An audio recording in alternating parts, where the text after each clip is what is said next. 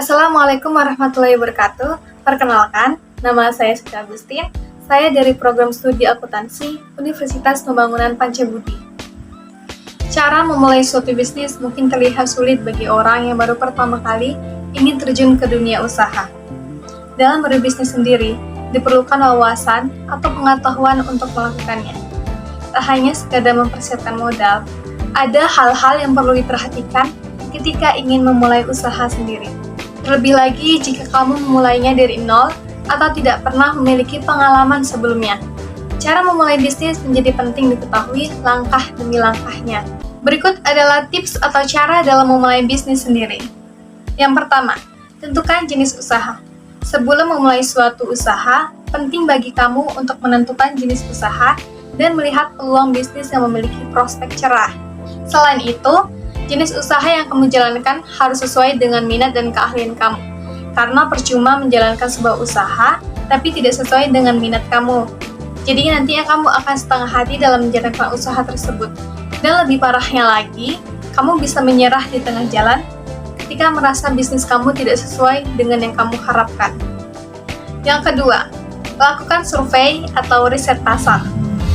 Hal ini penting untuk mengetahui seberapa besar peluang usaha tersebut, apakah memiliki tingkat keberhasilan tinggi atau tidak. Hal-hal yang harus diriset diantaranya tingkat persaingan. Survei di lapangan bermanfaat untuk melihat tingkat persaingan usaha yang sejenis dengan usaha kamu. Kemudian, kamu harus mencari informasi bagaimana kualitas dan ciri khas produk, prosedur pelayanan, dan harga yang mereka tawarkan. Dengan begitu, kamu akan memiliki strategi untuk bersaing dengan para pengusaha yang sejenis. Lokasi yang strategis. Survei tempat atau lokasi juga diperlukan. Hal ini bertujuan untuk mengetahui di mana kira-kira lokasi yang sesuai dengan bisnis kamu. Contohnya, kamu ingin membuka usaha fotokopi dan alat tulis kantor. Pastinya kurang efektif jika kamu membuka usaha tersebut di komplek perumahan kamu. Lokasi yang tepat untuk usaha tersebut adalah di daerah yang banyak terdapat tempat perkantoran dan sekolah. Jika ingin usaha kamu berjalan dengan lancar. Perilaku konsumen. Perilaku konsumen juga perlu diperhatikan. Sebisa mungkin, jenis usaha kamu memiliki banyak peminat dan daya beli yang tinggi dari konsumen. Sebagus apapun usaha yang kamu jalankan, jika daya beli konsumen rendah, akan berpengaruh terhadap bisnis kamu.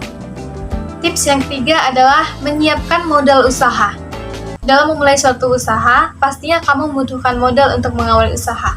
Modal yang dibutuhkan ini tergantung dengan jenis usaha yang akan kamu jalankan. Bagaimana cara mendapatkan modal usaha tersebut? Kamu bisa mendapatkannya dari tabungan, menjual aset pribadi, dana dari investor atau pinjaman bank. Tips yang keempat adalah perencanaan yang matang. Dalam merintis usaha sendiri dengan modal kecil bukan berarti asal-asal. Kamu juga perlu persiapan dan perencanaan yang matang dalam memulai usaha. Hal ini berguna untuk meminimalisir terjadinya kegagalan dalam sebuah usaha. Jadi intinya, perencanaan usaha ini diperlukan agar usaha yang kamu jalankan mendapatkan hasil sesuai dengan yang kamu harapkan.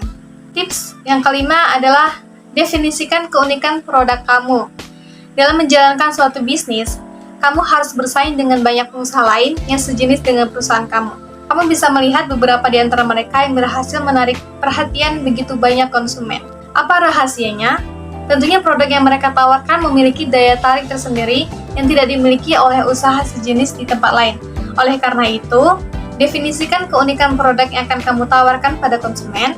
Berkreasi dengan produk yang kamu jual akan semakin menarik perhatian konsumen untuk membeli produk yang kamu jual. Tips yang keenam, pengelolaan keuangan yang baik. Meskipun modal kamu kecil, merintis usaha sendiri dari nol perlu pemahaman pengelolaan keuangan usaha yang baik.